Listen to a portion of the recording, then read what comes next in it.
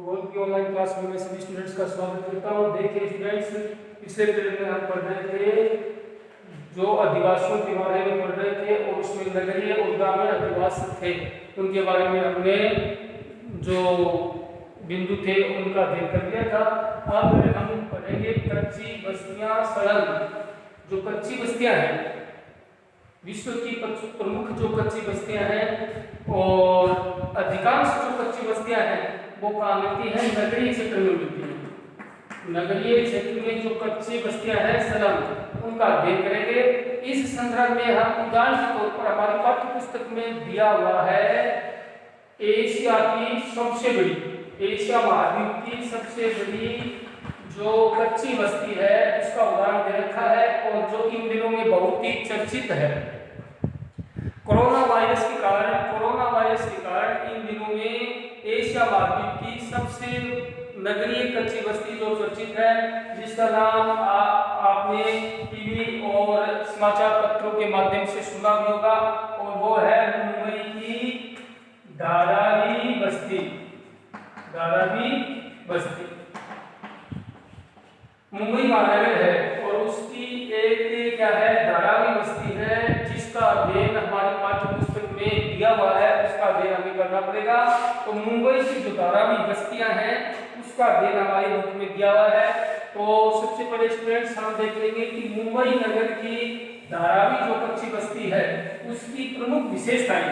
परीक्षा में बड़ा प्रश्न भी आ सकता है और छोटा प्रश्न भी उठा के दे सकते हैं। तो मुंबई की धारावी बस्ती सलम की विशेषता। देखिए स्टूडेंट्स, ये जो बिंदु है वो चर्चित बिंदु भी बन गया है, तो इस बिंदु का हमें गहनता से अध्ययन करना है, हमारा सामान्य ज्ञान भी, क्योंकि ये जो बस्ती है वो कोरोना वायरस के कारण अत्यधिक पॉजिटिव जो मरीजों की संख्या मिली है वो मुंबई में धारावी बस्ती में मिली है। तो चर्चित विषय हो गया है, लेटेस्ट समसामयिक बिंदु हो गया है, तो इसका अध्ययन है वो हमें अति आवश्यक रूप से करना पड़ेगा। और परीक्षा की दृष्टि से भी कोई भी विषय जब चर्चित विषय हो जाता है तो परीक्षा की दृष्टि से भी वो विषय है वो अति महत्वपूर्ण हो जाता है। तो मुंबई की धारावी यानी कच्ची बस्ती की जो प्रमुख विशेषता है वो देखेंगे। सबसे पहले हम तो ये जानते हैं कि मुंबई है वो भारत के और महानगरों में जिसकी गिनती की जाती है, तो उसमें एक बस्ती है, कच्ची बस्ती है, जिसका नाम है धारावी। और ये है वो सबसे पहली विशेषता कि एशिया की सबसे बड़ी बस्ती है, सबसे बड़ी कच्ची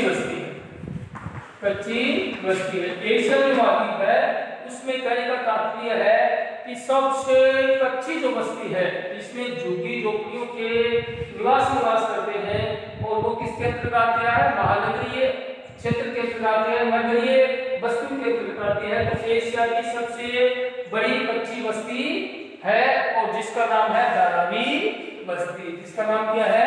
धारावी बस्ती। दूसरी बात होती है स्थापना। इसकी जो स्थापना है वो गुजरात जो प्रांत है, गुजरात प्रांत के जो कुम्हार जाति के लोग हैं वो इस बस्ती को बसाने वाले माने जाते हैं, क्योंकि पैतृक रूप से कुम्हार जो जाति है वो कच्चे मिट्टी से बर्तन मटके बनाने का कार्य करती है, कलात्मक वस्तुएं बनाने का काम करती है। तो शुरुआती दौर पर मुंबई नगर की जो बस्ती बसी थी उसकी स्थापना गुजरात का जो प्रांत था और उसके जो कुम्हार जाति थे वो इसने इस नगर को बसाया था। और ये नगर है वो लगभग 70 वर्ष पहले का बसा हुआ माना जाता है। कौन सा? धारावी जो बस्ती है वो 70 साल पहले की मानी जाती है। दूसरी बात आती है इस बस्ती की कि यहाँ ये जो बस्ती है वो महासागरीय क्षेत्र में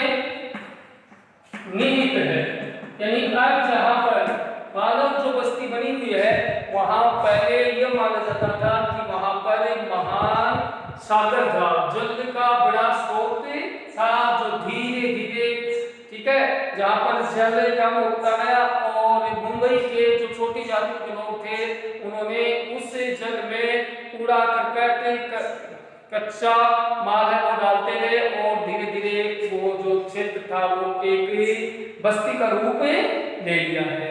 फिर है स्थिति, चौथे पर पढ़ेंगे स्थिति।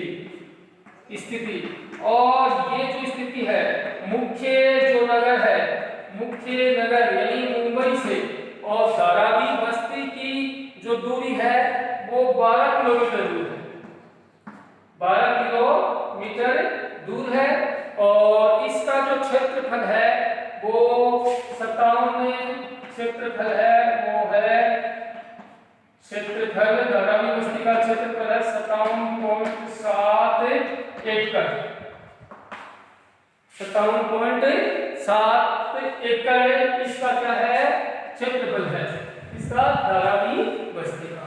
इसके पश्चात हम देखेंगे कि जनसंख्या है, वो जनसंख्या यहाँ की जो जनसंख्या है धारावी बस्ती की जनसंख्या है वो 2011 के अनुसार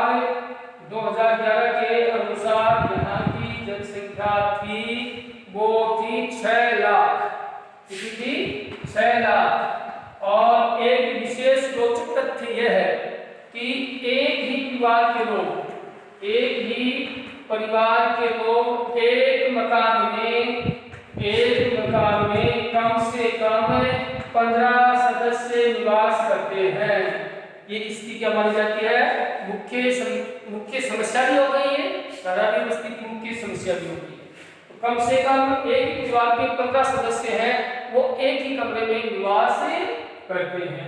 अगली विशेषता की ओर बढ़ते हैं अपन, छठी विशेषता है धारावी की, वो है 1500 व्यक्तियों के लिए, यानी 1500 व्यक्तियों के लिए और एक ही शौचालय उपलब्ध है, एक ही शौचालय उपलब्ध है। स्टूडेंट्स देखिएगा कितने रोचक तथ्य हैं वो आपके सामने प्रस्तुत किए जा रहे हैं कि 1500 लोगों के लिए मात्र एक ही शौचालय धारावी बस्ती में बना हुआ है। सातवीं बिंदु की बात करते हैं तो अपन देखते हैं कि यहाँ के जो लोग हैं व्यवसाय लिखेंगे अपन, तो व्यवसाय के तौर पर यहाँ पर बस्ती के बीच बीच में छोटे छोटे ईंट के भट्ठे भी बने हुए हैं और ईंट के भट्ठों से लोग जो मजदूर वर्ग के लोग हैं वो अपनी आजीविका चलाते हैं। इसके साथ बर्तन बनाने का काम, कसीदाकारी का काम, गोटा किनारी का काम और ये जो फर्नीचर, छोटे जो फर्नीचर होते हैं उनको बनाने का काम भी यहाँ के निवासी करते हैं। अधिकांश लोग हैं वो संचार के साधनों में, यातायात के साधनों में भी लग गए हैं। धीरे धीरे जैसे टैक्सी चलाना है, ऑटो रिक्शा खरीद कर अपना जीवन यापन करना है, साइकिलिंग का काम है वो करना है और कृषि उपज पर आधारित जो भी उद्योग है वो इस क्षेत्र में बड़े खुले हुए हैं। और अगली विशेषता प्रदूषण की यहाँ पर भयंकर समस्या मानी जाती है। कचरा है, उसके ढेर बस्तियों के बीच में भी देखे जा सकते हैं। अत्यधिक दूषित क्षेत्र है, बदबू आती रहती है और यहाँ के जो रास्ते होते हैं मार्ग, क्या लिखेंगे मार्ग की दृष्टि से धारावी बस्ती का एक मुख्य मार्ग है जो धीरे धीरे क्या होता है वो भी संकीर्ण हो गया है, लोगों ने उस पर अतिक्रमण कर लिया है। मुख्य बस्ती के केंद्र में पहुंचते हैं तो यहाँ पर साइकिल से निकलना भी क्या हो जाता है, दुश्वार माना जाता है। धारावी बस्ती के बीच बीच में ऑटो रिक्शे चलते हैं, लेकिन जो बस्ती का जो संकेंद्रण होता है और उसमें मनुष्य का पैदल चलना भी एक दुष्कर कार्य माना जाता है। तो स्टूडेंट्स धारावी बस्ती की विशेषता के बारे में प्रश्न में 100% आने की पूरी संभावना है। मैं फिर बता देता हूँ क्योंकि ये जो प्रश्न है, ये जो बिंदु है वो समसामयिक हो चुका है, चर्चित हो चुका है। कोरोना वायरस के कारण आए दिन धारावी की कोई न कोई खबर दूरदर्शन और पत्र पत्रिकाओं के माध्यम से हमें पढ़ने को मिलती है। तो इसकी ये विशेषता है, 8-10 विशेषताएं हैं, मोटी मोटी विशेषताएं इनको याद कर लेना है। मैं पुनः आपको बता देता हूँ कि एशिया की सबसे बड़ी कच्ची बस्ती मानी जाती है और ये नगरीय बस्ती की स्थापना गुजरात प्रांत के जो कुम्हार जाति के लोग थे उनके द्वारा इस बस्ती की स्थापना की गई थी।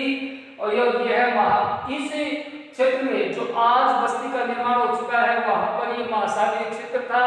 धीरे धीरे छोटी छोटी जातियों ने यहाँ पर कचरा संग्रहण का कार्य किया गया और कचरा डाल दिया गया और समुद्र लुप्त होता चला गया और लोगों ने यहाँ पर अपने आवासीय क्षेत्र बनाने प्रारंभ कर दिए हैं। स्थिति की बात करते हैं तो यह नगर मुख्य नगर से 12 किलोमीटर, यानी यह जो बस्ती है वो मुख्य नगर से 12 किलोमीटर दूर स्थित है। और इसकी क्षेत्रफल की बात करते हैं तो इसका क्षेत्रफल है 55.7 एकड़ है। जनसंख्या की बात करते हैं अपन तो जनसंख्या 2011 की जनगणना के अनुसार यहाँ की जो जनसंख्या थी वो 6 लाख थी। एक ही परिवार के लोग कम से कम 15 लोग एक ही मकान में निवास करते यहाँ पर देखे जा सकते हैं। व्यवसाय के तौर पर ये लोग क्या करते हैं कि छोटा मोटा व्यापार के लिए ये कृषि क्षेत्र पर निर्भर रहते हैं और ईंट भट्ठे में कार्यरत होते हैं। कृषि उत्पादन की वस्तु का संग्रहण करना, ऑटो चलाना, कशीदाकारी करना, ये इनके मुख्य व्यवसाय माने जाते हैं। प्रदूषण की दृष्टि से ये जो क्षेत्र है वो बड़ा दूषित माना जाता है। बस्ती के बीच में प्रदूषण इतना फैला हुआ है कि कचरे के ढेर देखे जा सकते हैं। फिर यहाँ का एक तथ्य होता है कि एक परिवार यानी इस बस्ती में एक रोचक तथ्य हो गया कि 1500, अगर अपन गणना करते हैं तो 1500 व्यक्तियों के बीच में 100 से एक शौचालय उपलब्ध होता है। और मार्ग की बात करें तो इस बस्ती का मुख्य मार्ग एक ही है जो धीरे धीरे लोगों के अतिक्रमण के कारण वो भी सकरा एक गली का रूप धारण कर लिया है।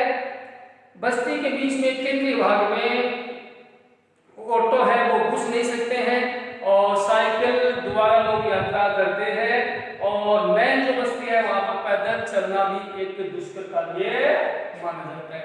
ये तो बात हो गई मुंबई की धारावी बस्ती की। अब हम अगले बिंदु की ओर बढ़ते हैं तो नगरीय बस्ती की समस्या और उनका समाधान।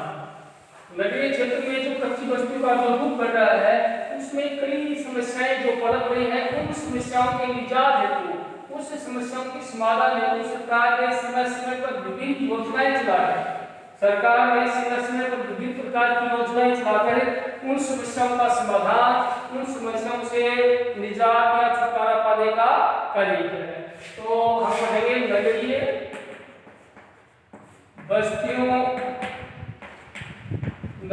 बस्तियों की समस्या एवं समाधान।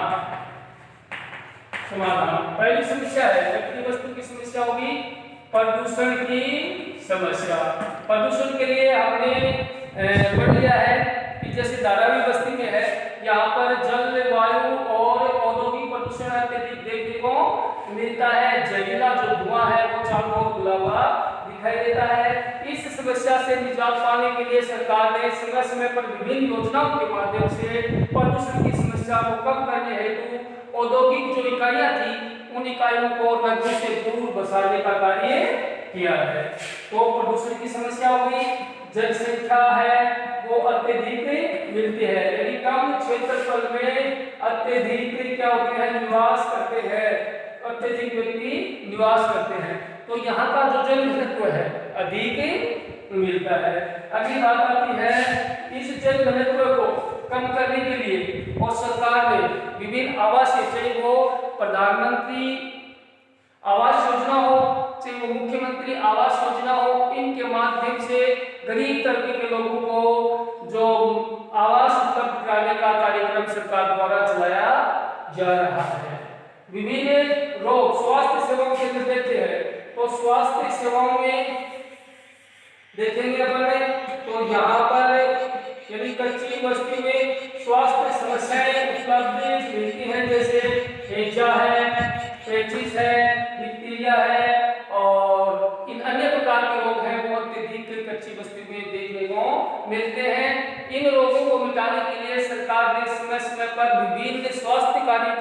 माध्यम से, विभिन्न योजनाओं के माध्यम से, और वो इन बीमारियों को रोकने का कार्य किया जाता है। अगली जो बात आती है वो स्वास्थ्य सेवाएं। अगली जो समस्या है वो है कानून व्यवस्था। कानून व्यवस्था, कानून व्यवस्था की दृष्टि से जो कच्ची बस्तियां हैं, उनके लोग हैं वो कम पढ़े लिखे होते हैं, तो उनको कानून और नियमों की पूरी जानकारी नहीं होती है। कानून और नियमों की जानकारी करने के लिए सरकार ने विभिन्न योजनाओं के माध्यम से इन लोगों को, इनके बच्चों को स्कूलों तक पहुंचाने का जिम्मा उठा लिया है, ताकि ये लोग शिक्षा प्राप्त करके और कानून की जानकारी ले सके, आपराधिक गतिविधियों में कम संलग्न रहें, और जो लोग आपराधिक गतिविधियां करते हैं उनको रोका जा सके।